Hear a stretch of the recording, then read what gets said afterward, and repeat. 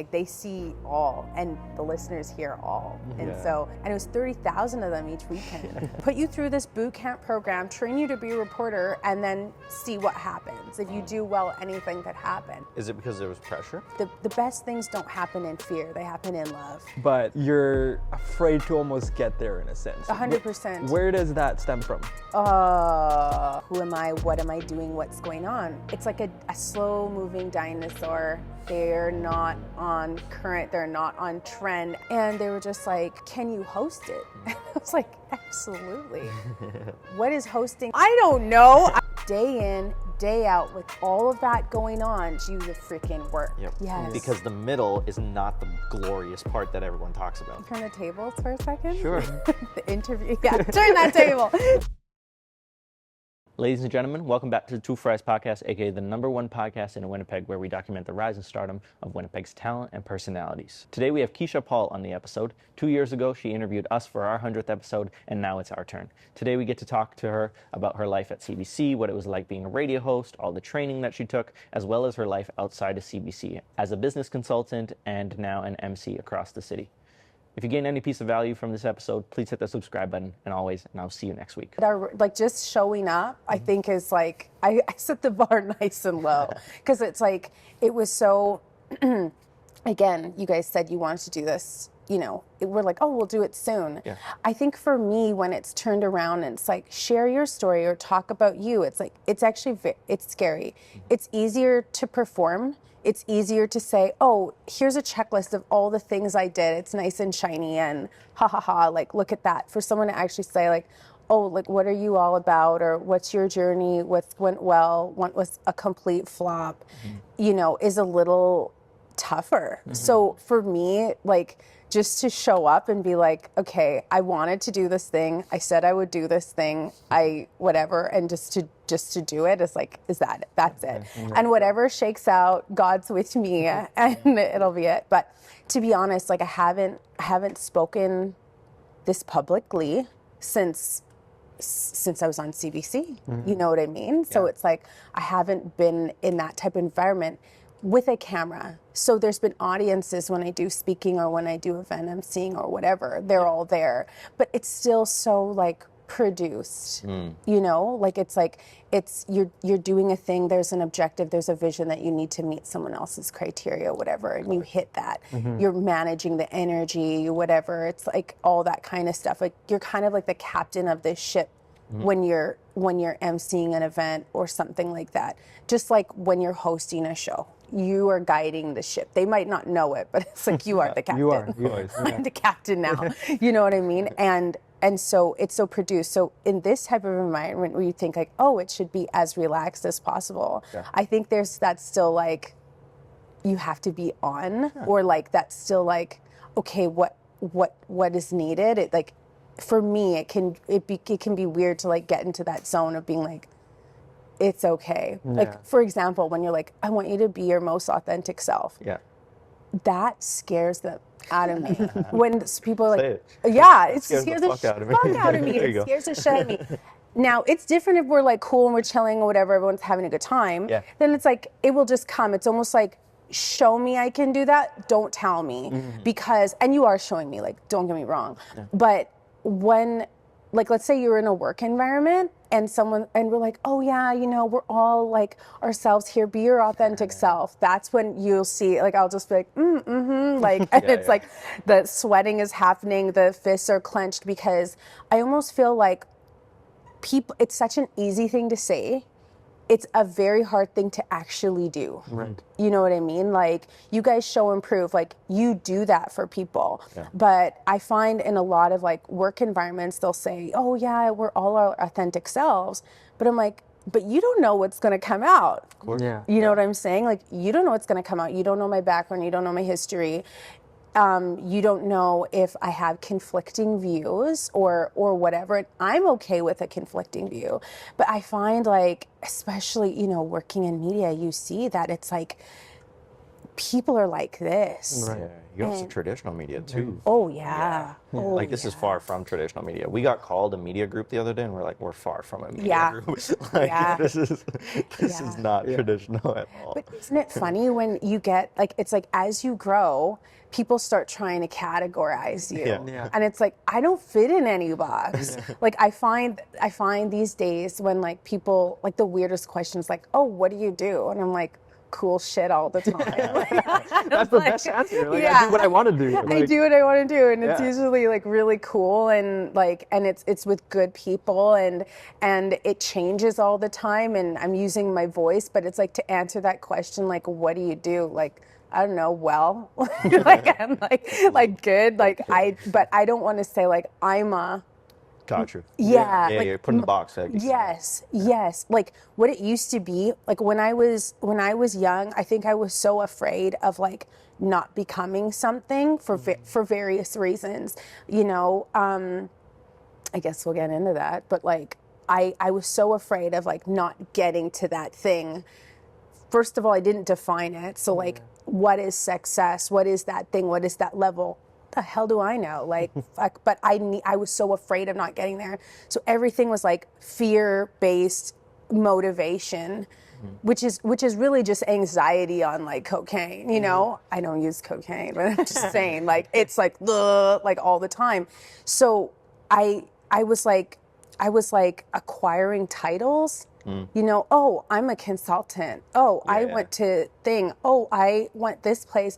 And it was like, there's no joy in that. There's no love in that. It's literally like, it's like what, I don't know, what's the word, commercialism or whatever, but it's like, it's rewarded. It's a rewarded addiction. Yeah.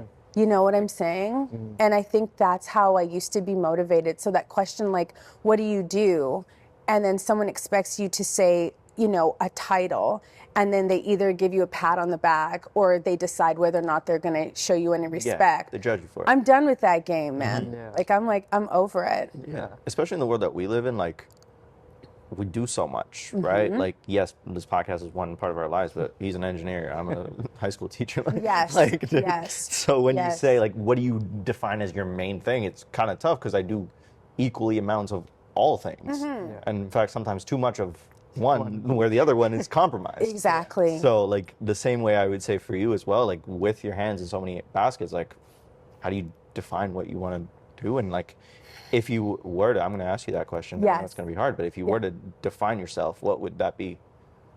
I know we just talked about not doing defining it, but like, it would have nothing to do with what I do for work. I'll tell you that. Like, I feel like I'm just kind of like a shining light. Like I'm like a shining energy, because I think about that too. Like, who is Keisha? It's not even the name. I didn't choose that name. The name is part of my ethnicity. Like, my name's Keisha Rihanna Paul. I have a black name because I'm half black. I have an Indian name because I'm half Indian. And then my last name is like, what? The slave name? Like, you know what I'm saying? Like, none of it has anything to do with me. So it's like, if I define myself, I always try and like just think of like, what's the essence of me? I was doing a meditation the other day, and it's like, I am not my body. I'm not even my mind. So there's something outside of that that's like observing all the things that you're doing, and that's probably what we all are, right? And hence is why when someone's like, what do you do? And I'm like, I don't know. Why are we even talking about it? Unless it pushes you and it's your passion, you know? And so for the longest time, like whether I was doing things for fun or whether I was doing things for business or whether I was doing things for career or whatever, it was all motivated by the wrong stuff. And then it's kind of like you have these cataclysmic, you know the word, shifts in your life, and you realize like none of it matters. And it's like, I think for me, it started with COVID. It was just like, I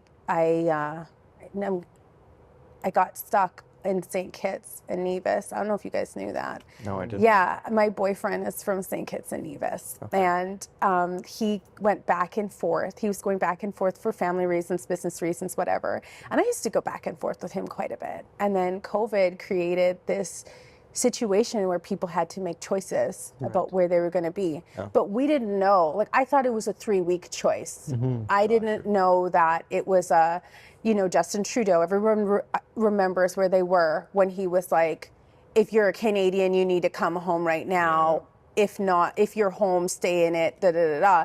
And he's like, oh, I want to ride it out here. Everyone's like, that's the worst idea. Don't do it, da-da-da. He's like, babe, come out. Like, this won't take long. And then I was like, okay. And the day after I flew, which was the trippiest thing ever, like being in the airport, no one's inside. Yeah. Wow. There's only cleaners. Like, it was insane. Like 12 people on a plane, spaced out. Wow. Wild. Legroom. Yeah, man. Yeah, tell me. It was like the best plane ride ever. It wasn't so freaky weird. And then you show up in this place, and the next day they shut the borders down. Wow. No one in, no one out. Jeez. And that lasted I was able to leave at one time, and then I came back again, but that was about 1.5 years. And then it's just like their rules were crazy. Like they would have curfews. Like island-wide curfews, only certain days you could go to the grocery store. Wow. Between, like 9 to 5, you can be out, and past like 7 o'clock, you couldn't leave your house until the following day. There was no cases, but it was also like a huge perspective shift, because before that, I was like, Keisha, the business consultant. Keisha gets respect. Like, ha, ha, ha, I'm a business consultant. Come here. I was my resume. First of all, in St. Kitts, like, no one gives a goddamn about what you've done. Like, they don't live life that way. They just totally, that status thing is not their deal. No one will ever ask you, what do you do? And then also, it's like, even if someone it was just like, oh, you're a business consultant. Like, nobody cares. Like, no, this is not what anyone's preoccupied with. And then it's just like, okay, it was really isolating. Like, who am I without all these things? I'm not sure I know, Then coming back to Canada, like 2 years later, right? 2 years later. Yeah, almost 2 years later. Crazy. I come back. Yeah, I know, right? And then it's like, okay, like I was doing some consulting and stuff like that with people online, and I was helping my partner with his businesses at the time, like managing the businesses. So I was doing that, but it was like nobody knew who I was. Nobody knew what I was in charge of. No one's giving me that status, right? It was just like, I knew, and that was it. He knew.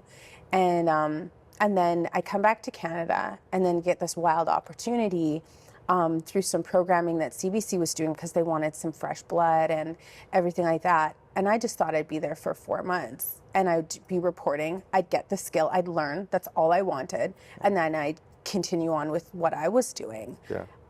That's not what happened.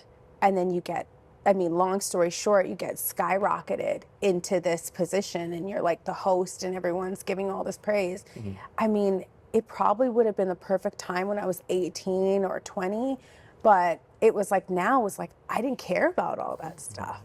I loved the job. Don't get me wrong. Love the job. Love meeting people like you. Love doing it. And that's when we met, correct? Yes. That's when we met. Gotcha. So we met when I was hosting the weekend morning show. Yeah. Yeah. And I was, and so part of the reason why they even created the program to get these new people in was because a lot of old media, I don't want to say old. It's like almost like a judgment word. Like, I don't want to say old, but I'll say established. Okay. Yeah. Big media brands are having a disconnect with the demographics of the country. And this is not just in Canada, this is everywhere. Yeah. Because it's just like, okay, wait a second. We went from a place of like Caucasian people, and now it's just like in any given province, 50% of the population is not that. So it's just kind of like, if you have if it's all about attention, it's all about eyeballs on screens, and you don't have that, you can't justify the company. So it's like they needed to make some quick changes. Part of why, like, you know, right place, right time, I got my opportunity, which was phenomenal. And I'm so thankful and so grateful. Did you apply? Like, do you remember the story on how you got that email, how you got that Totally, thing? totally. Yeah, I can take you there. I was sitting in my living room and I was working I was working on a business project for a client, and then I get this like ding on my phone and I see this thing, and it's my sister. She sends me a text and it says like CBC pathways. I'm like, what the hell is this all about? And there's so many texts that I ignore. Like if like I don't know what this is about and I have something pressing, I'm not gonna thing my focus. But anyway, I do. So I'm just like, okay, boop, and it opens up, and it's this dream opportunity. And it's just in a text, right? Like usually I'm used to like an email or whatever, or seeing it on LinkedIn. It's like, it's a text, and it's like, have you wanted to be in media? Are you untrained and unskilled? But do you have transferable skills? And then it's like, are you a person of color? Are you And I was just like, yes, yes. And backstory, I always wanted to be like Aaliyah Jasmine on Much Music. Like I wanted to be, she was on MTV Canada. But like I thought my life's purpose to be Oprah or be a VJ. I thought that was the coolest thing. And then, my mom was like, well, there is an Oprah already. Like there can't be two. And I was just like, oh, like dreams crumble and die. And so I was just like, okay. And then I just tried to fit in all these other boxes, right? Like, cause when you're in school and they're like, what subject are you good at? I was good at people. I wasn't good at a subject in school. School was very difficult for me. That's the backstory. So that's been in my head. I had met with someone named Nadia Kidwai at CBC who created the program years before. We'd met each other before she was even in media. I find out she's at CBC like years and years before. I take her to lunch. I'm like, how did you do that? Like, how did you make that happen? Like, even get in the building? Because in my head, it's like, you might as well had a barbed wire around the doors. I didn't think like a person could just walk in there. And then we go to lunch, whatever. It's just kind of like one of those things, like she talks to me about her journey. It ends there, never go on about it. And then my sister, Nadia, different Nadia, my sister, she sends this text, and all of this is like years in between. And it's almost like, it's funny when you plant that like seed of a dream, right? So anyway, she texts me this, and it's saying all this. I don't know that Nadia Kidwai put the program together, but I applied that night. I'm like making my prettiest Canva resume. I'm like throwing out all the stops of pictures everywhere, whatever. I put this thing together, and maybe like 5:20, like not a long time later, I get an email back from Nadia Kidwai being like, hey Keisha, glad you applied. And I was just like, yes. And I remember just being like, not trying to get too invested, like just being like, okay, like it's just there. I'm going to stay busy on my thing and do my stuff. But being like, oh my God, is this it? And then, but also being scared, because when I see myself as like a VJ or like Aaliyah Jasmine, they're not in news. They're not a reporter. Reporting scared the shit out of me, if I'm gonna lie, because one, I'm like all like Zen and like trying to do my meditation thing, whatever. And it's like during the pandemic, I see news as like bad for your health. I'm like, I take news breaks regularly, and then it's just like, but this opportunity is too good to pass up. Because the opportunity was, they're going to train you, put you through this boot camp program, train you to be a reporter, and then see what happens. If you do well, anything could happen. And so I get my interview. I even think the interview was the craziest interview I've ever had. And I sat in front of like the light. And so I'm like sitting in front of the light, and the interview was like at like a 3 o'clock, and it was like winter time. And I remember thinking the interview was so bad. I could see like the sun setting on my opportunity. I'm like, the lights is going down as the interview is going. And I was just like, whatever. But at the end of the interview, they told me how many people applied and how many got an interview. And it was like hundreds of people applied, and like maybe 12 people got an interview. Wow. And I was like, I told them right then, I was just like, you guys never should have told me that. because I said, now it doesn't matter if I get this or I don't, I'm going to continue on with what I've been. I was like, yeah, baby, I don't need it. Like, it was one of those weird situations. Like, I appreciate you, but it's like, you shouldn't have told me that, because I'm like, I'm on one now, but then I got it. So it was actually like, I could go on and on about like what happened after, but that was the origin story of that. And Wow. yeah. And I think well, first of all, thank you so much for sharing. Oh, yeah. It's crazy to see how amazing everyone's story is and where it stems from, but there's a lot to unpack, and I think we have the time to definitely go and unpack a lot of that. Yeah.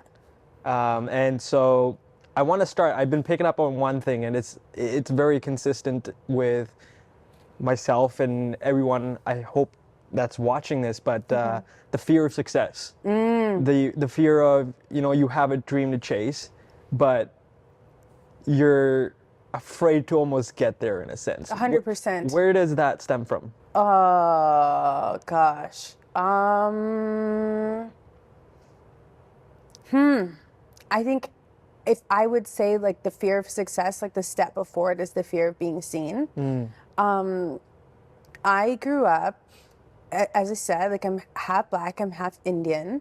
I didn't know I was even Indian until I was way later, because for me, in my little world in Wolseley, there was just like Black people and white people. And I was surrounded by white people, and I was not that. And I think that as the time went on, like from very young, I knew that I looked different from others. And when I'd see somebody who looked the same type different of me, like I would just like, oh my God, look at them go. I wonder where they're going. I wonder if they'll be my friend. Like it was so far away. And I think as a little kid, I realized my body looked different. I had some muscles on me. So I wasn't like, you have to keep in mind, this is before Nicki Minaj and like thick, like slim thick. Like this was like when, this was in the 90s, and it was like heroin chic was in. So it was just kind of like, I couldn't have been more different. And so I think the safety blanket I used was performing, whether it was dance, whether it was in sport, whether it was in school, whatever. It's just kind of like, I know everyone's noticing, that's it. Everyone's noticing I'm different. So since you're looking at me anyway, I'll shine for this reason or that reason. And I think that, and also, I think to answer your question, I think sometimes my brand of immigrant parents, there was so much pushing on like doing better, your good will never be evaluated as good. You always have to do more, and you can kind of get into this like almost poverty or scarcity mindset of showing people you're working hard. Now, when you see wealthy people, they just arrive. They just show up. They're unbothered, unfettered. They're relaxed. And I was not showing up that way. So when you get to your dream or whatever that thing is, you finally relax. But if you don't think that it's actually real, you don't relax into it. And so it's like that fear of success, I think for me stemmed from like being in a safety net of like always going, doing more just to do more. And then also being hyper aware of like race, poverty, or being low income, not having the same amount of money as other people. I always thought I was really dumb, like really, really dumb. I didn't learn how, like if you said like, Keisha, count like how many cameras are here. When I was between 7 and maybe 10 or 11, I wouldn't be able to count them. So it was like, but I could always perform my way out of it. I could polite my way out of it. I could be helpful my way out of it, all these things. So it was kind of like, it was like hiding. And I think like when you hide for so long beneath all these things, and someone's like, oh no, you've arrived. it's kind of like unsettling. Yeah. Like there's nothing to do. I just have to sit here and be. It's like, what? Like, no. And I think, some people use drugs, some people use alcohol. I think I used like hustling. I think my drug of choice was like work. It's like always doing something. No strategy, no rhyme or reason, just going. And one of the scariest things, not gonna lie, is when I interviewed. It took ages and ages before I actually got the position as host at CBC. And I was way more comfortable hustling towards getting it than when they actually said it's yours and they announced it. I couldn't have been more unhappy and more uncomfortable in my whole entire life. Damn. Like when you get it and everyone's watching, I was just like, oh, fuck. I was like, oh, shit. Like, I got it. No. At the moment of happiness was like this big. Yeah. Damn. Yeah. Is it because there was pressure? Oh, yeah. There was crazy pressure. But it's a funny thing, right? Because when they want to see if you can do it, they give you a lot more autonomy because it's just like they want to see if you can make it happen. So from booking the guests to producing and all that, I kind of worked in a bubble. And of course I had lots of help, but it was like we were on our own to do it. And I had some helpers and they were directing me and thank God for them. And then and then it was kind of like you had to prove yourself, like show and prove. But when you actually get the position, you're put with other people who are like, I gotta say, like CBC means so much to people. So it's like, especially the employees, and they guard it with their life. So they're like, who are you? Like, It's also a big name too. yeah, you know, man. like, Yeah, they're traditional media, protecting the like, brand. Yeah, of course. Yeah. So it's like I almost felt it was like they were protecting what they had built from me, from this newcomer. So it was like before when it's like show and prove, I'm like, I got that. But then when it was like, okay, now you have this thing, but we need to make sure that you're actually doing it the way we want. Everybody has an idea of how things should happen. And then that's like levels of executives plus who are like, want you on there, hired you, or like, we need you to bring these numbers. We need you to bring diverse people, But they haven't necessarily communicated that down to like middle management or whatever who have an idea of how they've been doing things. You some chick who come off the street being like, I have great ideas and a positive attitude. And they're like, fuck that shit. Like, this is our way. And then I'm thinking, but the executive, you know what I mean? Like there's a disconnect. The reason I got here is because of that. Because of that. Yeah. And then like to be managed and whatever. So it was like, it was wild. And then all the whole time people saying, be your authentic self, Keisha. And I'm like, who the fuck is that? Like, I mean, just tell me what you want me to do and I'll do it. Yeah. And so it's a funny thing where it's like that microphone's on, you're recording, people are listening, sound natural, sound like yourself, but then there's so much like you could get off air and get a phone call from the executive producer of like your whole entire network being like, hey, you stuttered. Oh, damn. Yeah, they're like, you sound really nervous when you do the intros. Like, this was good. This, do it like that again. But it's like, it's different when the audience is listening. It's a whole different thing when it's like, yo, like your boss is listening and they told you about that 3 times. You know what I mean? Damn. Yeah. So it's a different thing. Wouldn't have traded the opportunity for the world. Like even so, but that pressure is real. And then those voices inside your head and like, not like, not unhealthy, but like, I mean, the ego, that like everything like that is just like, I think being like I definitely hid behind performing for the longest time. And when I say performing, it's just like, oh, being the best.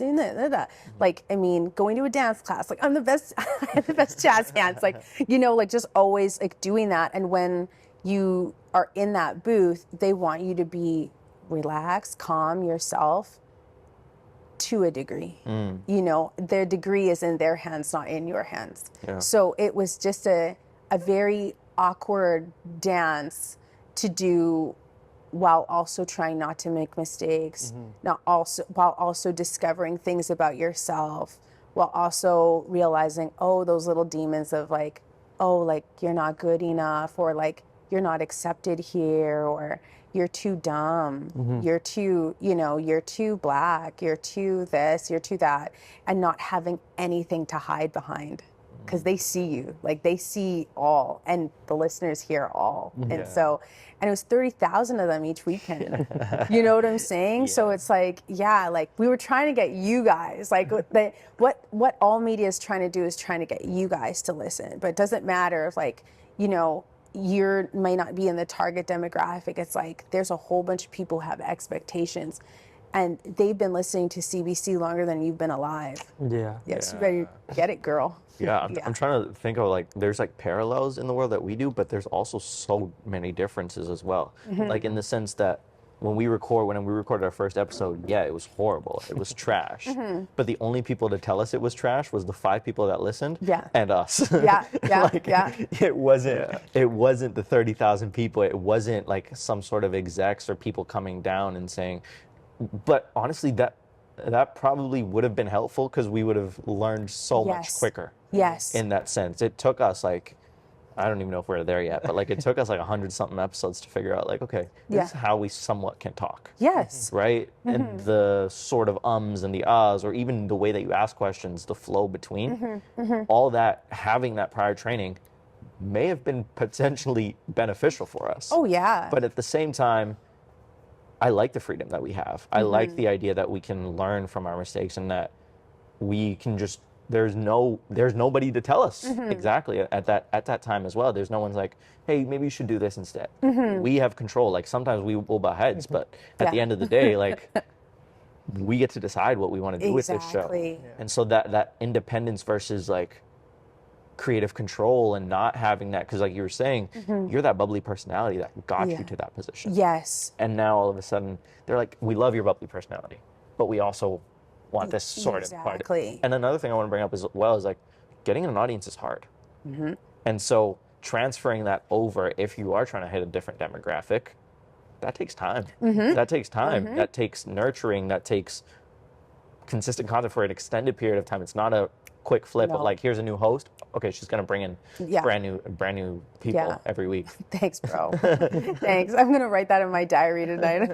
Like Robin said, because you need those reminders, and it's honestly, I'll tell you what, when it was such a journey, like booking the both of you on. Like first of all, like researching, seeing everything that you've done, booking, having our pre-interview. We have the interview. I watch it later. Like, well, first of all, get off the phone, because you weren't in the studio. It was COVID times. Get off the phone and then like reflect back. And like, I won't lie, like I was jealous of y'all. Seriously, I was jealous of what you guys had because of all those things that you just mentioned, with the freedom, the autonomy, the creativity, all those things, like not having a box, like you'd be surprised, and the time to grow and everything like that. And it's not like I didn't have any of those things, but definitely like the pressure was on, like to the point where it's like I could feel myself buzz, like I could feel it, and it was just kind of like, the best things don't happen in fear, they happen in love. They happen when you're having those like love feelings, courage, joy, all the things that come with it versus the fear ones. And I could just feel the vibes, like I could feel the love, from you guys, and then you're so happy, and I was just like, I remember being like, oh man, like I want a piece of that, like seriously. So it was such a joy having you on, like I can't say how much. Likewise right now. But I'll also counter that and say that pressure builds diamonds too. Hell yeah. Right? So if everything's going well, sometimes it may not be going well in the way that you want it to go. And sometimes we need that pressure as well. Like, oh, here's a big interview coming up, or here we need to make sure that this one hits. Yes. But from the other side of the camera, when you emailed us or even reached out via DMs, it was probably the biggest opportunity that we got in the moment. Like that 100th episode was a big deal. We reached it, but shit, being on CBC radio, like who the hell is doing that? Right? What 20-year-olds at the time were on CBC radio? No one. And so that was the biggest opportunity in our career, was that validated our entire idea. Man. It was, holy shit, we're going to be speaking in front of 30,000 people Yes. live and getting to tell our story. Yes. That never clicked in our brain. It was never like we're just two guys sitting in a studio and talking. Yes. Keisha, I don't think do you remember the 5 minutes after we entered the interview? So we finished the interview, we stopped recording. We get a Snapchat from our friend from high school. He's driving to work. Yeah. And he's like, boys, I just saw you on. We gained 3 subscribers at 5 minutes after your interview. Yeah. And in the studio, we were jumping. Oh my we God. were jumping. You don't know. Oh man. And so I think there's definitely the aspect of, we traditionally we're told that, hey, go to school, work hard, and outgrow your parents, right? They came to Canada, and it's for your benefit to have a better life, right? And so when you get to that stage, yeah, you're going to school and you're going on this right path. Yes. But then there's that part of you that wants to go on the left path instead, right? Yes. And so I think the CBC interview really validated the idea of like, hey, parents, like, Because they listen to CBC. they listen, right? And so it's like, Auntie listens. Yeah. so I think it comes down to even that is it's just believing in yourself, that fear of, holy shit, we're doing something right. Yes. And so, yeah, thank you for reaching out. Like, man, this just warms my heart so much because, okay, I co-sign what you say about pressure 100%. Yeah. I needed to learn that. I needed to learn that the fuck ups are not failures. Like it's like, or whatever's going on, it's like you have to fall, you have to get coached, you have to whatever. And I was cool with it, but I didn't realize like it was like, sometimes it would be like, that little voice inside like, see, you are dumb. It's like, no, that's not it. And that's not you either. That's just a voice. Let it go. It'll go away. And then also just the fact that that moment meant so much to you means so much to me because I wanted, like, honestly, when they're like, listen, we need to change the demographics here of who's listening. We need to show that we're talking the talk and whatever. Hiring you is step 1. You bring in these numbers and changing these things over time is step 2. And so to me, you actually had to show them how you're going to do it. So it's like, that's where the whole business side came in. Cause I'm like, okay, here we go. This is like my wheelhouse. Yeah, you had that. Yeah, man. Before, yeah. And so then I showed that I had this plan of like how I was going to do it. And then, but then the actual thing is like, you need to open that door to people that you wouldn't necessarily do it. And you need to do it aggressively. And you need to give them something back because if they have been on the sidelines for this much time, they might have trust issues too. You guys are just so positive. You're just like, yeah, let's do it. But not everybody's like that. Really? Oh God. Like, Do you have a story? I think I would say that there's people who, I'll say vaguely. Yeah. There's people who go in the category of like having been burnt in the past by, now they could say they were burnt by one media organization, but they apply it to all of them, right? So it could have been from y'all, but it could have been from somebody else. And they're like, this is what happens when we tell our story, That is so pervasive. The second are people who like, they reach out, they send a press release, and they always get denied. Because what happens is the denial comes from the people who are like in the room in the pitch meetings. And if there's nobody who sees the significance of like this event, actually I have a story. Okay, so there was a brother, I'm not going to say his name. And when I say he's an Indian brother. And so anyway, I reach out to him because he's having a holy festival. Now there's many, so nobody knows which one. So anyway. We may know which one. Okay, yeah, I know. But you just submit. So anyway, I'm, happy, excited. Oh, I'm opening up the doors to people on CBC. Lucky me and lucky you.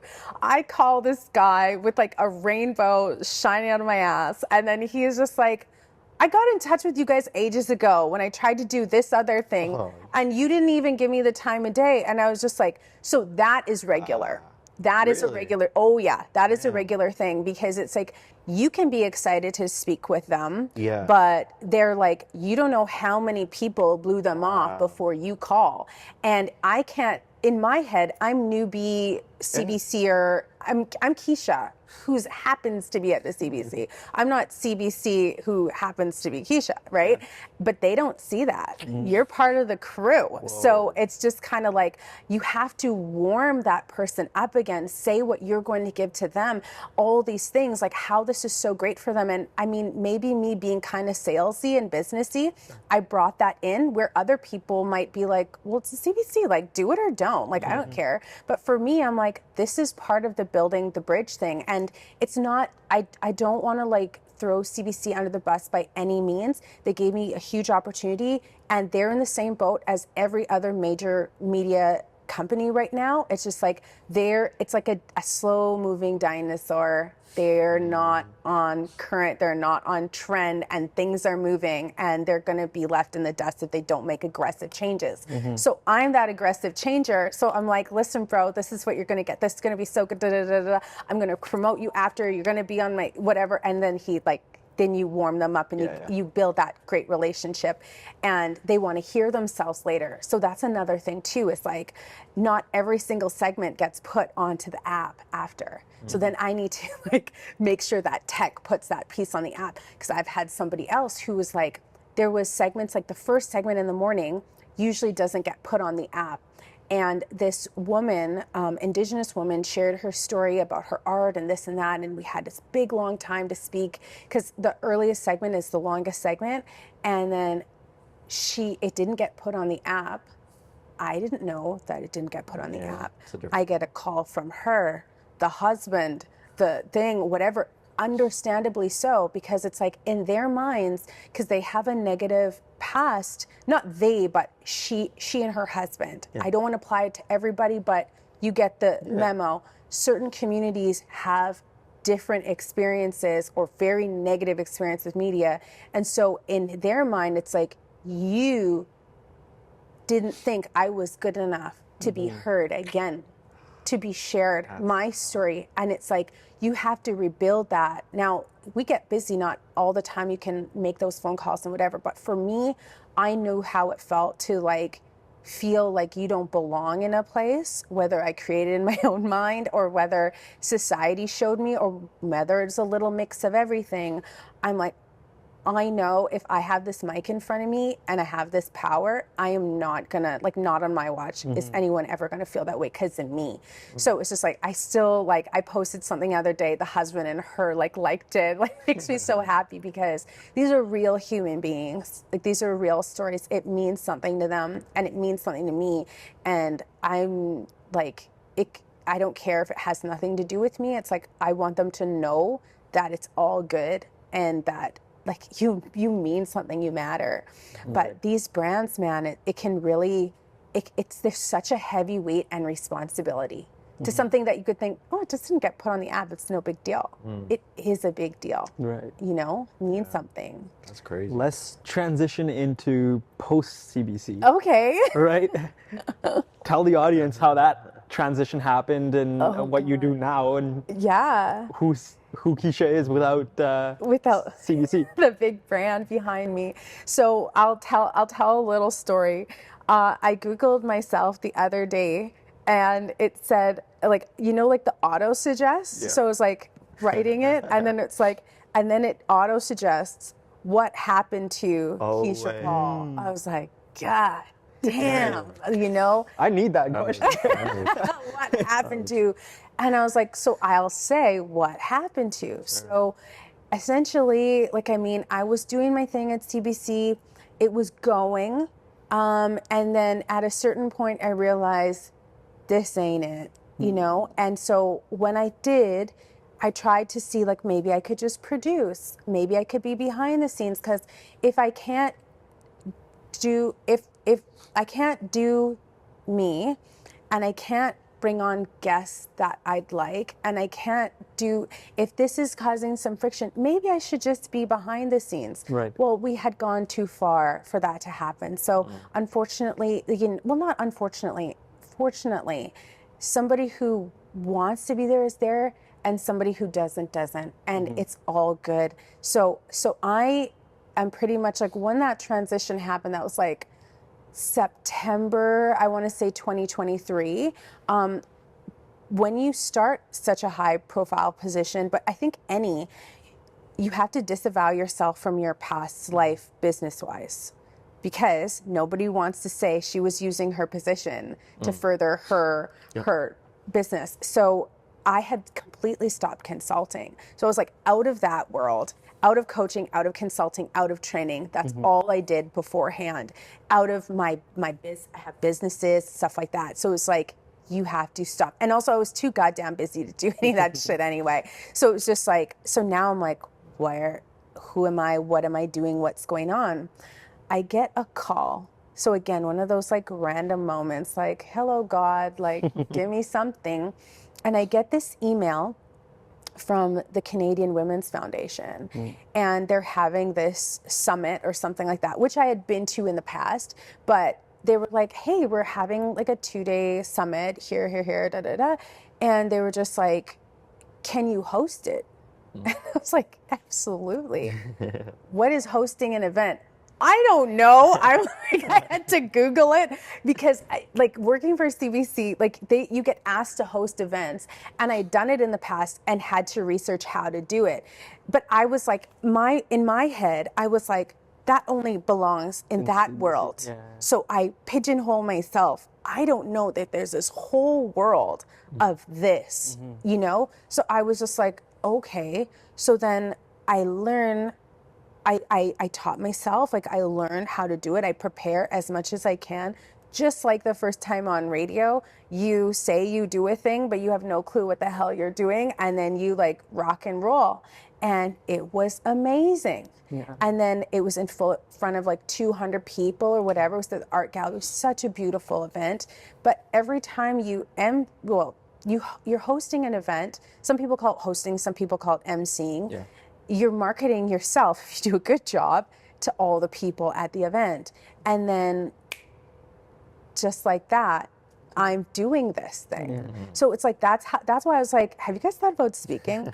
Because you say it just happens. Right. Yeah. And that's what happened with me with some part of my like international consulting. When I was doing that, I realized there were some gaps in the market. On LinkedIn, I just said I did a thing, and then people would add me, and I just say, I do this. And then they're like, for real? For real? For real? Yeah. And I'm like, yeah, for sure, you know, and then, you know, if you can prove that you can do it and they can pay you, that's it. Yeah. So that's what happened with the emceeing. So it started with emceeing, and then as I was emceeing, I realized that like people, like I got introduced into the world of like having like keynote speakers and everything like that. Usually a keynote has like a ton of expertise or knowledge in that field.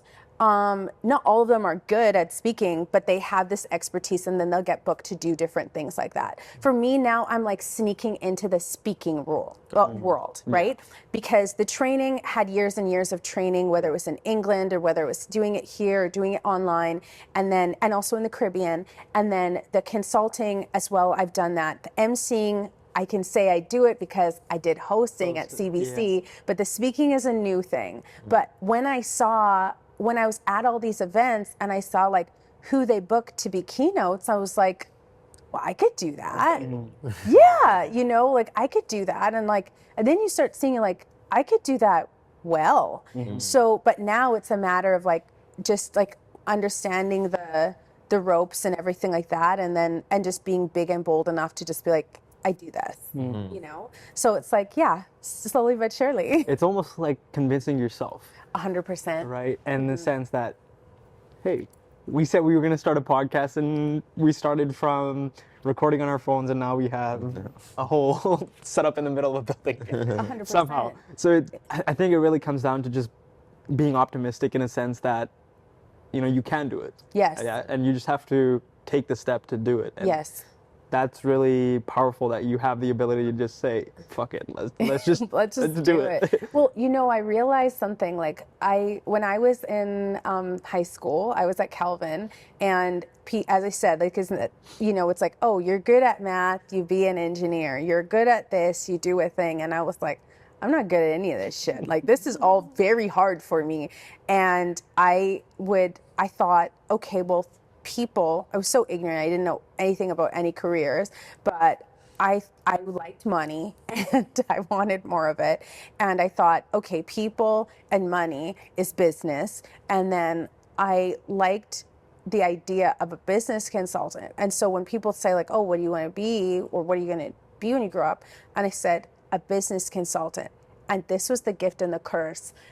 I saw the reaction. You'd get that, and I was like, oh, I like that. Oh, I like that reaction. And I, embarrassingly enough to say, went into consulting because of that fucking reaction. And then it was just like, you say it long enough, you become it.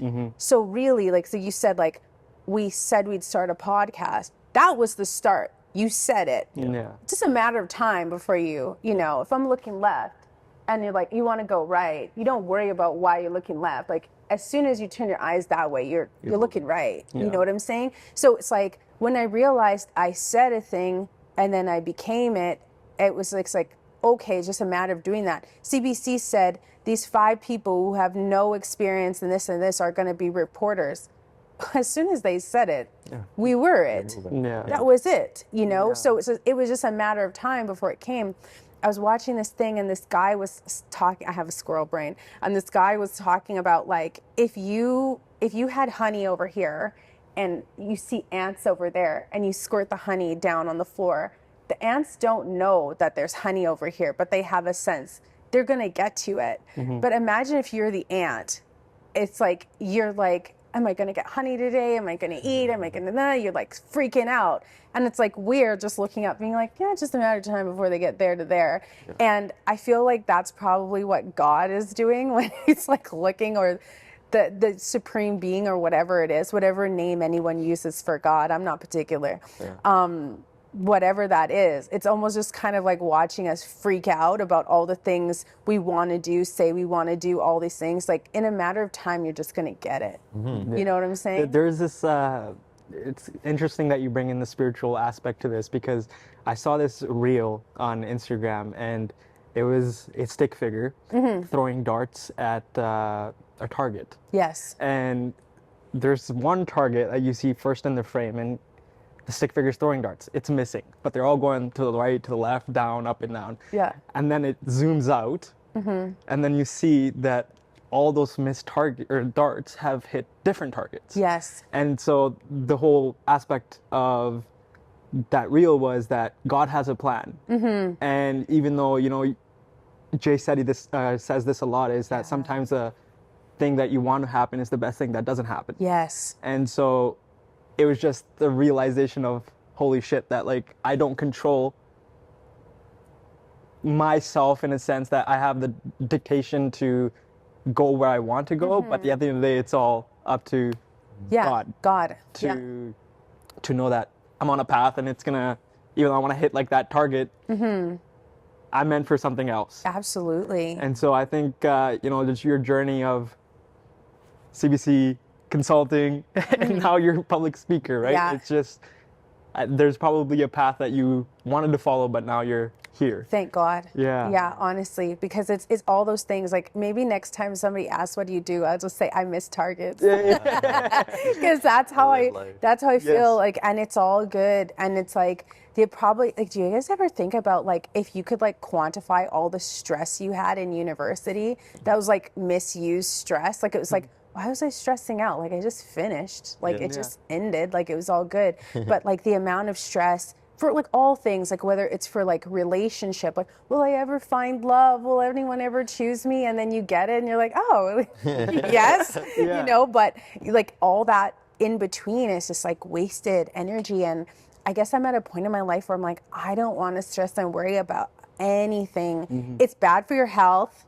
Number one killer is stress. than all the other things. But it's like stress is involved in a lot of the reason why you do a lot of the other stuff. So it's like, if it's meaningless and we're just on this path and all the missed targets actually get you to where you want to go, like, I think I'm ready to chill out now,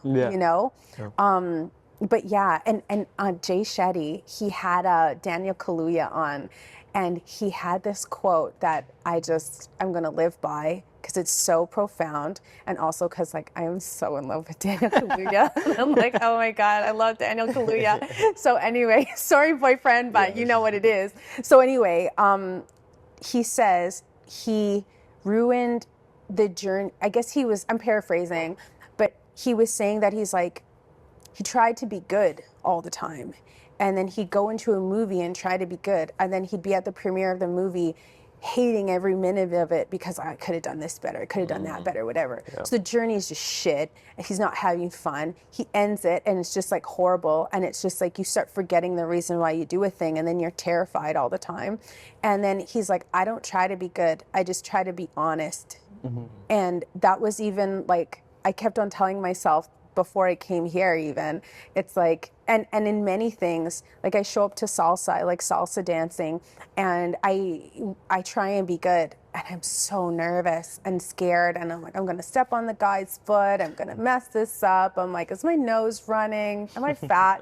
I'm like, is he touching my back fat? Like there's like so many things, and then I'm just like, wait a second, this is it. Like, I don't have to be good. I just have to be honest, So I guess I try these days to be that a whole lot more, and it makes life so much better. It allows you to relax. It allows you to just enjoy the ride. But I think so much of the time, because of those, growing up little things, my little demons were too black, too fat, too poor, too dumb, and maybe a little weird. And I tried to be good to mask that. And now it's like, hey, like, I don't need to be good. I just need to be honest. Honest when I show up, honest when I try a new thing, honest when I say, like, I don't lie and say, like, I'm a world-renowned speaker. I'm not. Like, I'm like, if you book me to speak, this is going to be one of the first times, but I will be honest, and I'll do the best my vessel at this time can bring to that situation. Yeah. Those 5 demons make Keisha Paul who Keisha Paul is, right? And so I think it's, again, we all have the quote-unquote demons, and it's just a matter of trusting that they're there for a reason, and they're, I kind of struggled with that same sense of, growing up in a classroom with prominently all Caucasian people, and it was just like, oh, I'm the only brown kid here. And then you start to realize, okay, yeah, I want to fit in. Yes. But I'm so glad that I don't want to fit in anymore, that I'm so proud of myself for, I am me. I am brown. I am Indian. I am proud to be Punjabi, right? Yeah. And so it's like, those are the best things that make you who you are. And I don't think you realize that while you're a child. But when you grow up and you take that step back, it's like, holy shit, everyone's just trying to fit in. I'm okay with fitting out. Yes. And so I think that's one thing everyone should take away, is like, be okay with fitting out. Yes. Yeah. Yes. Also, going back to your thing about stress as well, I think a little bit of stress is good for people. A little bit of stress is good. Right? Yes. Like, if you have no stress in your life, like, it also almost builds perspective in the sense, like, if I went through this such hard thing, this small thing's nothing. Exactly. Right? Yeah. And that small thing may be something large to somebody else. Yes. But if you've been through these hardships, if you've been through this, you know that you've overcome that. So this is a walk in the park. No, I hear you on that. You had said something earlier too, and you were like, I can't remember exactly, but you talked about the pressure and like versus being in the comfort zone, or the stress being the comfort zone. Nothing good happens on the comfort zone. 100%. It's almost like a couch. Like, it's like, oh, if you're sitting on your couch, like, other than being relaxed, like, there's no growth on the couch. There's nothing. Sometimes you need to recharge, but other than that, like, when you're just living in a comfort zone, it's almost like a little buffer. So I do recognize that now. I recognize the little kind of go between where you don't need to be in overdrive all the time, but you also, like, you can go with ease, but also it's like, if someone's like, hey, you need to tighten up, doesn't mean you're a bad human being. or even if someone's on one and they're like, they have their own thing that's freaking them out, judgment, their own motivations or whatever, it's also like, it has nothing to do with you. It's almost like a little tornado that you can choose to get tied up in or not, but you can just be calm. And I think, like, for me, like, meditation, journaling, having a morning routine and being disciplined when it comes to that has helped me so much. Because it allows you to quiet down, and then you can actually hear when you're starting to, like, get too tied up into something that has nothing to do with you, or prove a point or whatever. It's just like, you can be a little bit more quiet, and then instead of react, you can respond. Yeah. That's, I agree completely as well, right?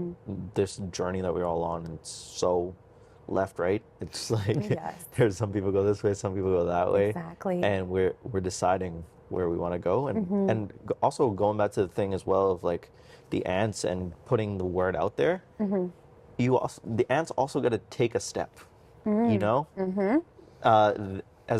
I agree as well. There's some power leading me somewhere, right? Yes. I don't know where, but somewhere. Yes. And hopefully in a positive direction. Yes. But day in, day out, I still got to put in some sort of effort somewhere. If those ants never took a step in any direction, they would never find that honey. Someone's going to step on them. Someone's going to step on them. They're gone, Exactly. right? And so day after day, whether it's whatever direction we're going in, putting in the daily You're right. things over and over again. Yeah. Even when we said, like, we're going to be the number one at episode 50. Yes. No idea how to talk, no idea how to do any of this stuff.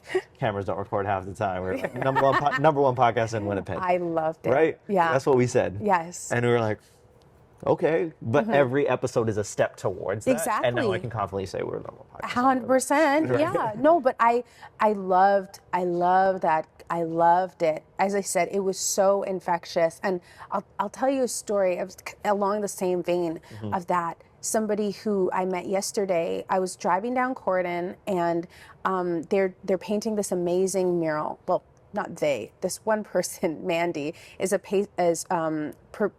painting this amazing mural on Santa Lucia on Corden. Right. And it's just gorgeous. And as I was, like, kind of meditating on, like, coming on this podcast and, like, taking a step and being out there and everything like that, I see this woman on the scaffolding by herself painting for everyone to see. And yes, it looks gorgeous, but it's like, when she first started, nobody knew what the hell she was doing. She's bringing this thing out in the middle of Corden.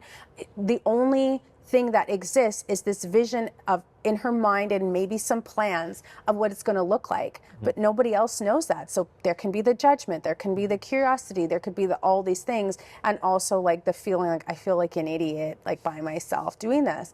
And so I'm driving, and I go, and I was like, I want to take a picture of her doing this and maybe post about it. And then I was like, well, that's kind of creepy. Like, I'm going to take a picture of this chick from behind, like, doing her thing. I'm like, I should probably ask. I'm like, Keisha, you're a creep. Don't do any of it. Keep on driving. And then I'm like, no, I'm going to turn around. So turn around, get out of my car. I'm walking up to her, and she's, like, listening to something. So she actually, like, comes down to talk to me. It was so nice. And her name is Mandy Van Leeuwen. I need to remember that, Mandy Van Leeuwen. And she tells me this amazing story about the fact that she thanks me for talking to her. She tells me about how much goes into this painting. You can go into an area where people don't want you there. You can be on uneven canvas. The mural, it's not right. You can be dealing with your own demons as well as your own, like, family stuff, and it's really hard to bring yourself out and come out in front of people.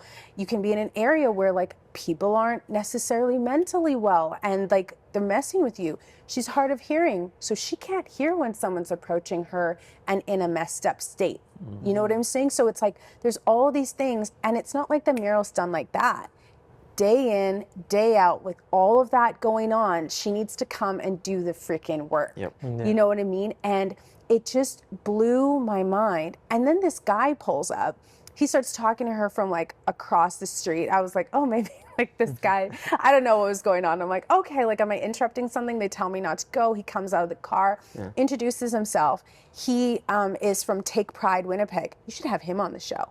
He tells me that he had this vision of like beautifying the city. And he met her when she was 18, and she's been doing murals for him for like 26 years ever since. And he's had that vision and that dedication.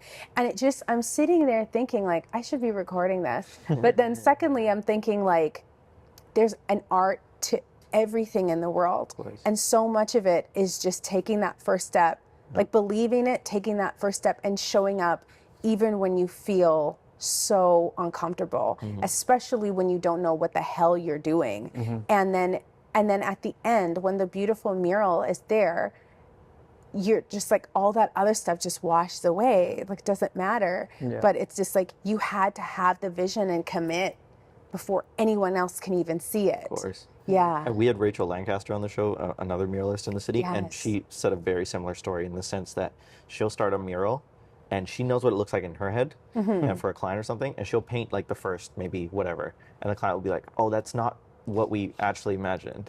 Or like people will go by and like, oh, that's horrible, that's horrible. But you just got to trust that process over and over, and by the end they love it. Yes. Because the middle is not the glorious part that everyone talks about. Yes. It's great that you started. Yay, congratulations. Or sometimes you don't even get a congratulations. Sometimes it's like, okay, I'm just starting. Yeah. But the end is what's glorified. Yes. So that middle part, there's a lot of judgment. There's a lot of like, okay, it's not the way that I envisioned it at the beginning, but give it time, you'll get there. And so that parallels directly what you I think I think that parallels this whole entire conversation. I'm like, I'm going to have to think about this after, because I'm like, I think that parallels the first question you asked in the beginning, like, why were you afraid of being seen? The middle part. I like the end.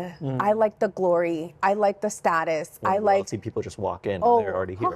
Like, you're so shiny, you're so great. That validation or whatever is just kind of like, that's what the little Keisha wanted. And then it's like, but then the years keep on going. You can't live from that place anymore.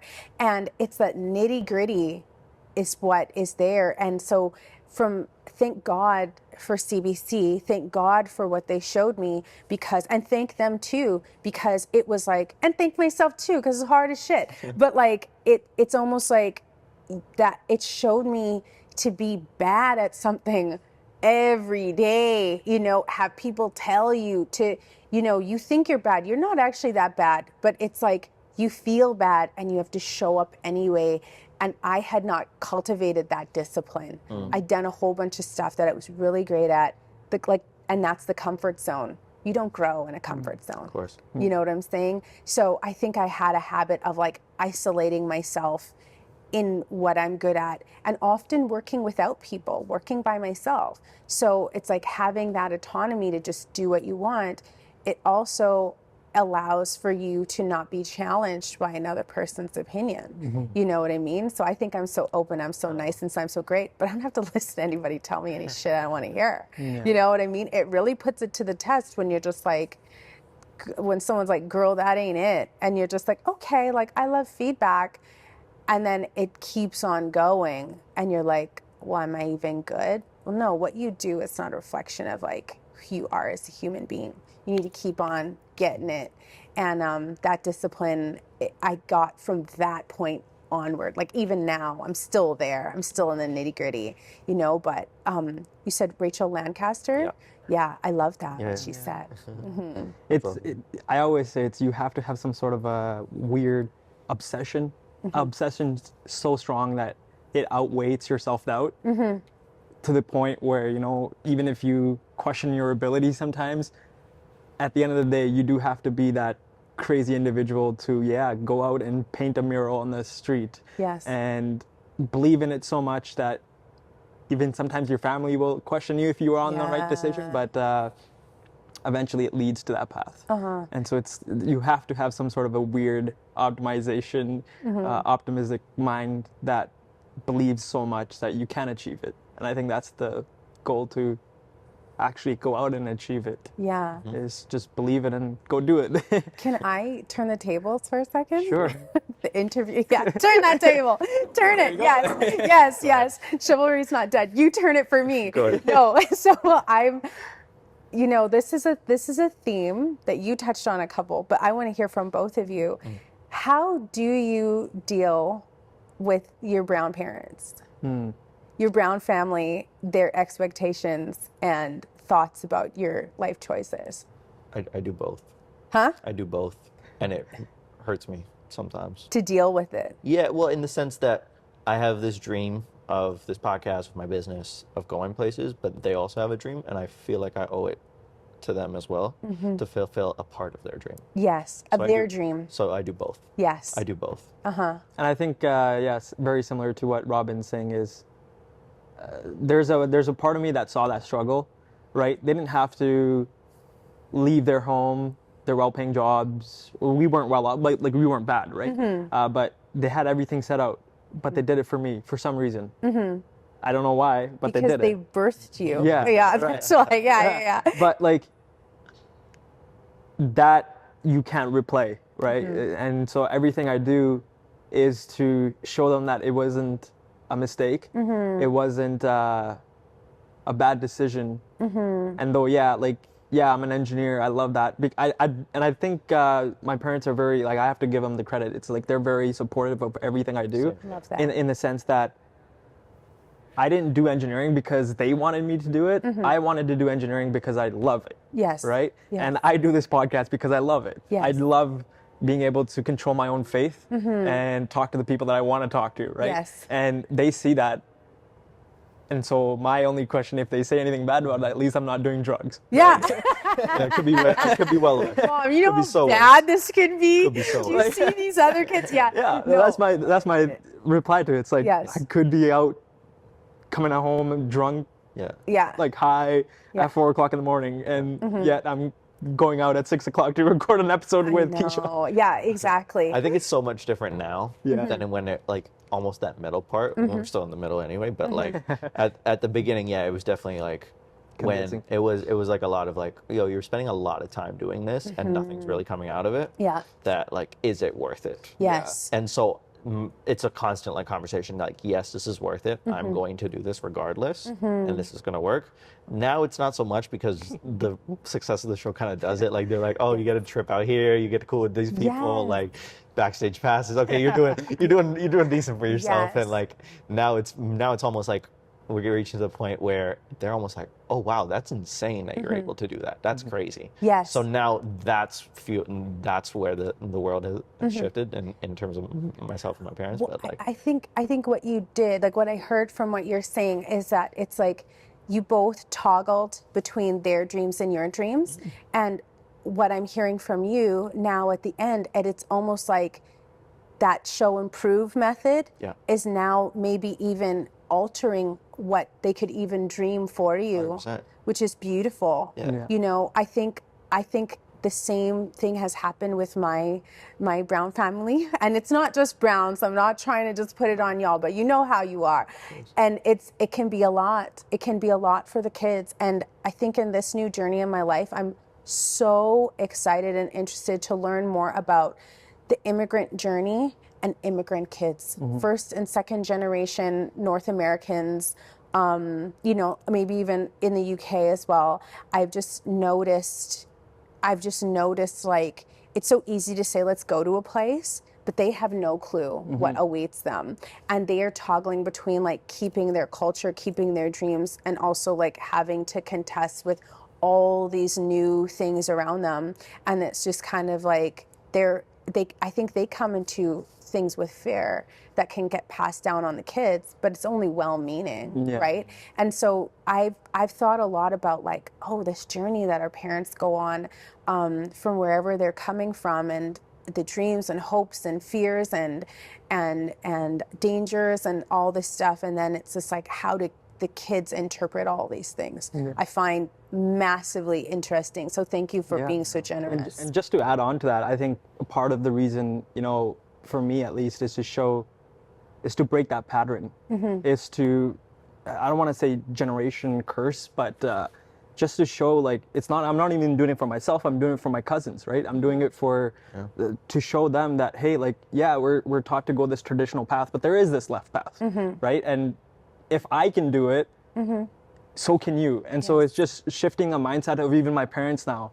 It's like, yeah, engineering and doctor gets you the good status, but I could probably make 10 times more doing this than I can doing that, right? And so it's just the impact that you receive right away too, and the impact when people are like, "Yo, I love your show," or "I've seen your show," or "Your show did this for me," or just hearing you talk. That is like maybe not even quantifiable. Like you can't put that on a spreadsheet and say this is how much you made. Exactly. And so it's breaking that pattern of thinking and thought of, even sometimes my dad, and he has a contracting business, and he's always like, oh, I'm gonna do this, and I'm like, look, I'm in the industry now, and here's what I've experienced, and you know, there's different life, and trying to show them a different life of like, it's okay to kind of spend money on yourself sometimes. Oh boy. Right? And it's like, I have the wildest dreams of like owning a cabin in Alberta in the mountains, and they're like, that's never gonna happen. But I'm like, until I do it, and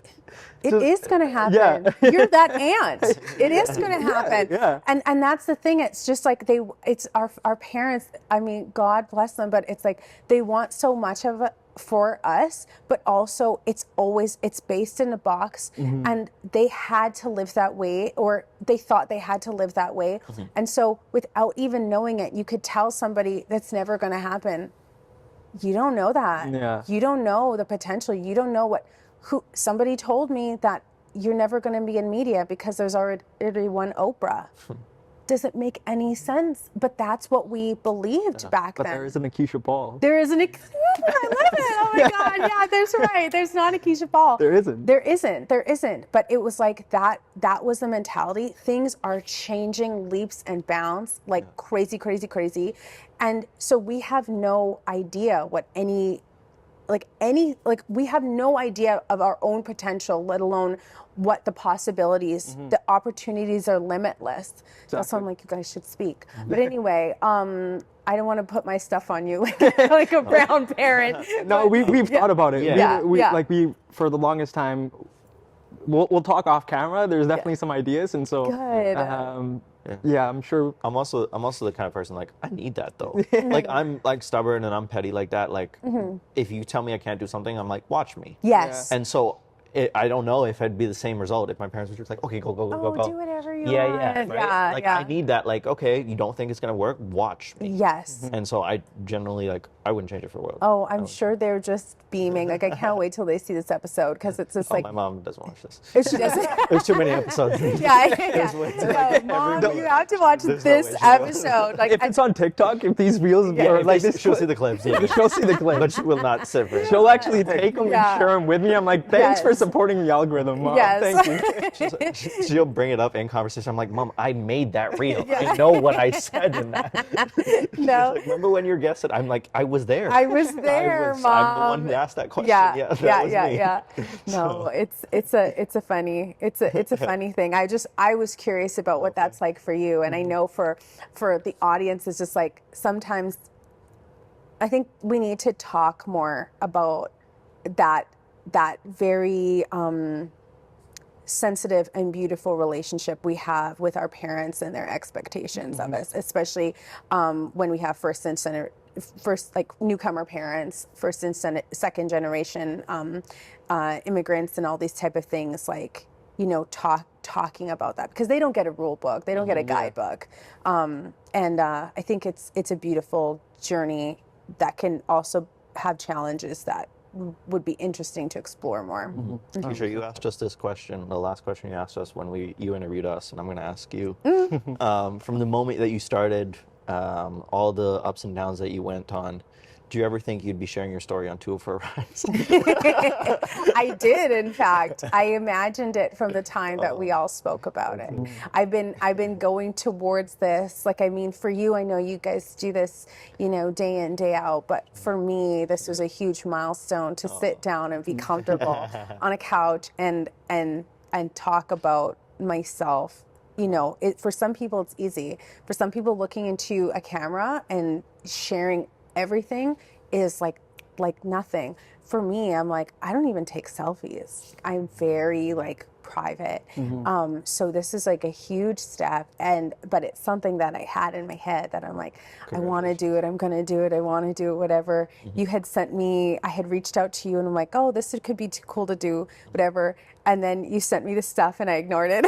So it's just like, I was scared. I was so scared. So yes, I did see it and I just kept on like looking at you guys do your thing and then like shut it and then like look at it and shut it. And then, yeah, I'm very happy that I'm here. Well, thank you so much for being here. Oh. Like I'm, yeah, it's like, it's not easy, but hopefully we've allowed you to be comfortable and share your story the way that you want it to be heard, right? And so thank you for sharing. But before you leave, is there any last message or piece of advice you can share with our audience and leave them with? Any past? I would say that there's a rhyme and reason for everything, whether you know it or not. Don't listen to anybody or anything telling you that you are not good enough, or maybe you shouldn't go there, you don't belong here, there's nobody like you there. We're all global citizens. You can go anywhere you want. You can do anything you want. Anybody who separates you with that type of language, you don't even need to hate on them. They just don't know better. So you can go ahead and do your thing and then show them that maybe their idea was limited. So I would say that don't stress over school. Just do school or don't. Eat clean. And that's pretty much it. Eat clean and meditate and everything will fall into place. Beautiful. Yeah. All right, ladies and gentlemen, thank you so much for listening. Keisha, thank you so much for being here and sharing your story. And until next time, peace. That's a wrap. Well done. Yay. Hey. Yeah,